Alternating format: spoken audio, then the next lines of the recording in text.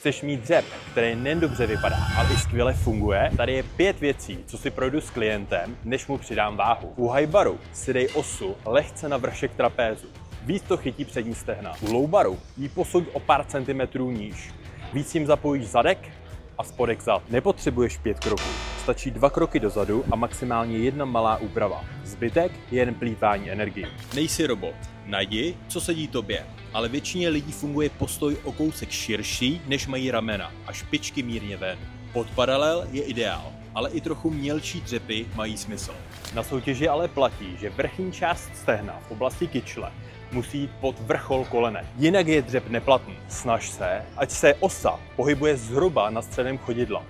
Nikdy to nebude dokonalý, ale čím blíž středu, tím líp. Tohle je můj základní seznam. A když ho dodržíš, tvůj dřep bude stát za to. Chceš víc takových typů? Sleduj mě a neboj, nebude to jenom o dřepu.